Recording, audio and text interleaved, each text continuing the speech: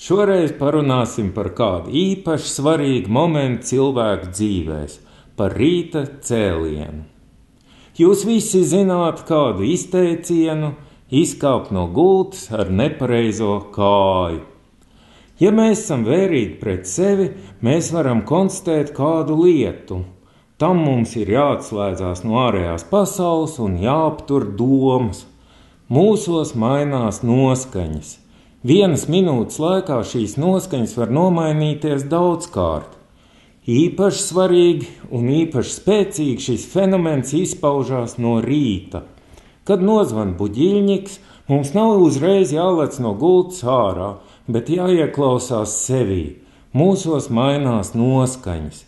Un ja mums izdodas noķert kādu noskaņu, kas ir ļoti gaumīga un tīkama, un mēs tajā gribam pavadīt visu dienu, tad gan uzreiz kāpjam no gultas ārā.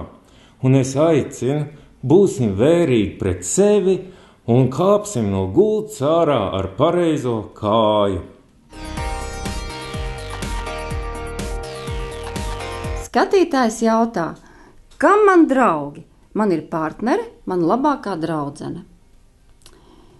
Ja tu savu partneri uztver par savu labāko draugu, tu uzvēl viņam atbildību par savu labsajūtu un pārāk daudz gaidi no viņa.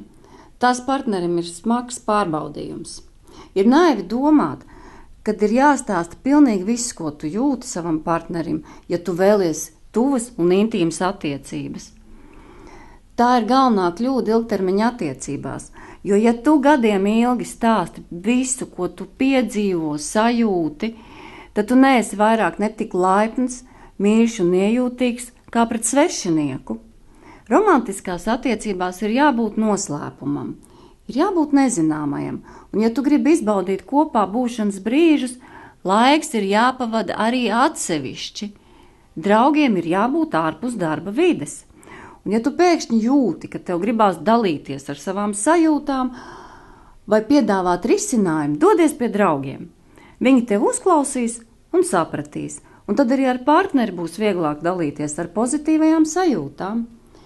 Sievietēm vajadzētu draudzenes pāris stundas nedēļā, lai var brīvi pačalot par to, kas notiek dzīvē, neko nerisinot. Un gaidot jau nākamo tikšanos, sievietes pašsajūta ļoti uzlabosies. Vīriešiem vajag draugus, ar kuriem viņi var parunāt par to, kas notiek dzīvē, neizvēloties izteicienus, ar kuriem kopā var noskatīties sacensības, uzspēlēt azartspēles, un viņi sajutīsies labāk. Jo ja tu, vīrieti, pavadi laiku kopā tikai ar sievieti vai strādā sieviešu kolektīvā, tavs testosterona līmenis samazinās. Tu jūties noguris, tu vairs nevari atslābt. Un sieviete tev krīt uz nerviem. Tā nav sievietes vaina, vienkārši tu par maz laika pavadi kopā ar saviem draugiem. Dzīvosim draudzīgi un būsim kopā ar saviem draugiem. Labas ziņas ir atnākušas no Bolīvijas. Bolivārs Karmels Floris, kurš ir nodzīvojis 123 gadus, beidzot mums pavēstīja savu ilgdzīvošanas recepti. Augu mūžu viņš ir košļājis kokas lapas, uzkods pa kādai kinojas sēklai un ēdis sēnītes, kas aug upmalā. Tās allaži ir izsaukuši labu noskaņojumu. Viņš ir izklājis savu deķītu un vērojis, kā dzīvo un rušinās ciemu ļaudis. Tas nomierina. Tagad latviešiem ir iespēja Bolīvijā atvērt savu diasporu. Kopā ar bolīviešiem mēs košļāsim kokas lapas, uzēdīsim pa gardai sēnei un līksmosim ilgi. Tā arī darām! Dzīvē dažkārt rodas situācijas, kurās mums it kā aizraujas elpa, un mēs ne ieelpojam, ne izelpojam. Tas tomēr nav īpaši labs stāvoklis, jo elpošana ir būtiska ķermeņa funkcija. Tā apgādā ķermeni ar skābekli, kā arī palīdz nepazaudēties un saglabāt centra sajūtu. brīžos, kad sastopies ar nezināmo, atceries par elpošanu. Ja tev ir slikti, atceries par elpošanu.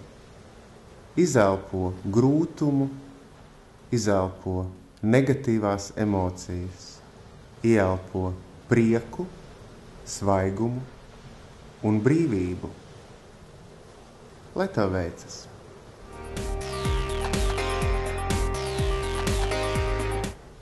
Pārfrāzēsim grupas Credo dziesmu.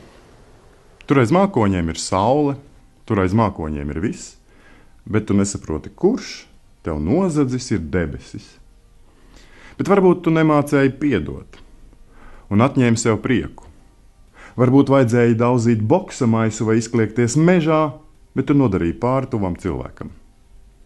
Rūnas saka, ka tev ir iespēja neielaist aizvainojumu sevī un nepamatot agresiju uz tuviniekiem neizgāzt. Šajā nolūkā ir jāatcerās tikai viens jauks pantiņš. Tur aiz mākoņiem ir saule, viņa teica vīnu lejot, un tad aizgāja ar vēju, zilā ziedu pļavā dejot.